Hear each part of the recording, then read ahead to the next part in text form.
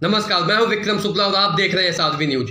लखीमपुर खीरी मामले में अभी तक आप लोगों ने तमाम वीडियो, तमाम दावे, तमाम पक्ष विपक्ष की बातें सुनी होंगी और बहुत कोशिश की होगी इस पूरे मामले को समझने की, लेकिन हमारे देश में मौजूद चौथे स्तंभ के कुछ बड़े खिलाड़ियों ने आपको पूरा मामला समझने नहीं दिया होगा। आपने इस मामले में जितना अंदर जाने की कोशिश की होगी, आप उतना ही ज्यादा उलझ गए होंगे इन बड़े बड़े चैनलों की फेर में। घटना एक है, लेकिन अलग अलग चैनल पर उसे अलग अलग तरीके से प्रसारित करने का कार्य किया जा रहा है और सच को आपसे छिपाया जा रहा है। तो अगर सच सुनने की क्षमता और बिना किसी राजनीतिक एजेंडे के मामले को समझने की कुव्वत है आप में, तो वीडियो में लास्ट तक बने रहिएगा। सच्चाई से रूबरू तो आपको एसआरवी न्यूज करा देगा।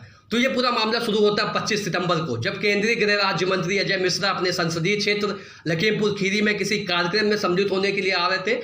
तो उन्हें रास्ते में कुछ किसान यूनियन के लोगों ने काले झंडे दिखाए, जो कि केंद्रीय गृह राज्य मंत्री को बिल्कुल भी अच्छा नहीं लगा और उन्होंने मंच से इस बात का विरोध भी किया और मंच से एक ऐसा बयान दिया जो कि पूरे किसान यूनियन को नागवार गुजरा। तो पहले तो आप उनका ये बयान सुनिए। ऐसे 10-15 लोग यहाँ पर शोर मचाते तो यहाँ पूरे देश में फैल जाना चाहिए था आंदोलन। अगर कृषि कानून खराब होता क्यों नहीं फैला? 10-11 महीने हो गए। मैं ऐसे लोगों को कहना चाहता हूँ कि सुधर जाओ, नहीं तो सामना करो आके, हम आपको सुधार देंगे। 2 मिनट लगेगा केवल। मैं केवल मंत्री नहीं हूँ, ये सांसद विधायक नहीं हूँ। जो विधायक व सांसद बनने से पहले मेरे विषय में जानते होंगे, उनको ये भी मालूम होगा कि मैं किसी चुनौती से भागता नहीं हूँ। और जिस दिन मैंने उस चुनौती को स्वीकार करके काम कर लिया, तो उस दिन पलिया नहीं, लखीमपुर तक छोड़ना पड़ जाएगा, ये याद रखिए। इस बयान को सुनने के बाद किसान यूनियन के नेताओं ने यह तय किया कि इसका पूरा बहुत बड़े लेवल पर विरोध किया जाएगा। अब मैं आता हूं 3 अक्टूबर पर, जिस दिन ये घटना घटित हुई। तो 3 अक्टूबर को यूपी के डिप्टी सीएम केशव प्रसाद मौर्य का दौरा लगा हुआ था लखीमपुर खीरी में और उन्हें एक कार्यक्रम के सिलसिले में वहां पर जाना था, जिसके मद्देनजर किसान यूनियन ने डिसाइड किया कि इस कार्यक्रम में शामिल होने आ रहे केशव प्रसाद मौर्य का बहुत ही पुरजोर तरीके से विरोध किया जाएगा और कार्यक्रम से जाते टाइम उन्हें काले झंडे भी दिखाए जाएंगे। एवं 3 अक्टूबर को जिस हेलीपैड पर केशव प्रसाद मौर्य उतरने वाले थे, उस हेलीपैड को किसानों ने पूरी तरह से अपने कब्जे में ले लिया और उनके आने का वेट करने लगे। लेकिन केशव प्रसाद मौर्य हेलीकॉप्टर से न आकर सड़क के रास्ते कार्यक्रम में हिस्सा लेने पहुंच गए, जहां उनके साथ केंद्रीय गृह राज्य मंत्री अजय मिश्रा टेनी भी मौजूद थे।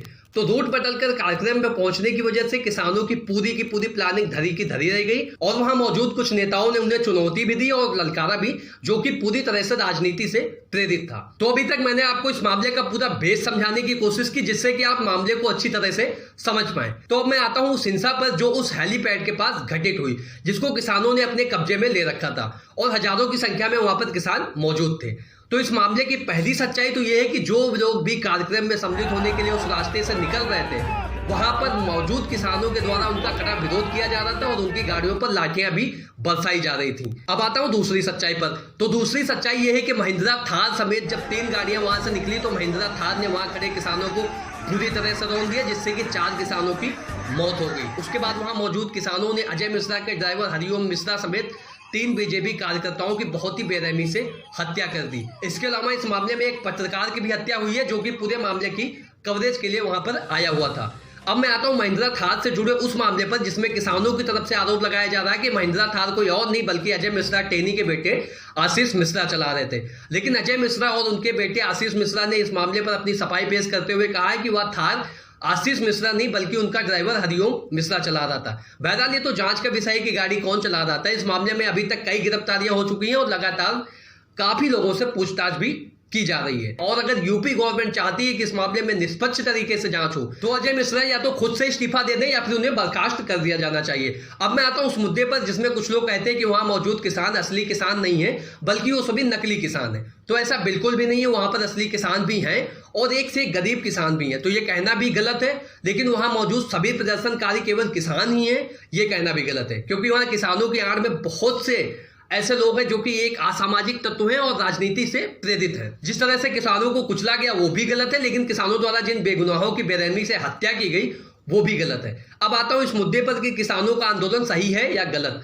तो ये मामला कोर्ट में लंबित है और जो मामला कोर्ट में लंबित होता है उस मामले पर विरोध प्रदर्शन नहीं होना चाहिए, क्योंकि इससे कहीं ना कहीं ये संदेश जाता है कि आपको कोर्ट पर भरोसा नहीं है। बिकॉज आप कोर्ट क्यों गए थे? क्योंकि आपको कोर्ट पर भरोसा था, इसीलिए आप गए थे ना कोर्ट, क्योंकि आपको लग रहा था कि कोर्ट आपके साथ न्याय करेगा और उचित फैसला देगा। लेकिन कोर्ट जाने के बाद सड़कों पर इस तरह से प्रदर्शन करना कहीं ना कहीं ये जाहिर करता है कि आपको कोर्ट पर भरोसा नहीं है। बहरहाल भारत एक लोकतांत्रिक देश है और यहाँ पर पीसफुल प्रोटेस्ट करना आपका संवैधानिक हक है। आप अपनी आवाज उठा सकते हैं, अपना विरोध दर्ज करा सकते हैं, बशर्ते आपकी वजह से किसी को कोई प्रॉब्लम नहीं होनी चाहिए। और हाँ, कोई प्रोटेस्ट कर रहा है इसका मतलब ये नहीं कि आप उस पर गाड़ी चढ़ा देंगे। तो ये था पूरा मामला जो कि मैंने निडर, निष्पक्ष और निस्वार्थ भाव से आपके सामने रखने की कोशिश की और आपको पूरे मामले से रूबरू कराया। विक्रम शुक्ला नाम है देश का चौथा स्तंभ, बहुत मजबूत है, इसे इतनी आसानी से बिकने नहीं दूंगा। नमस्कार।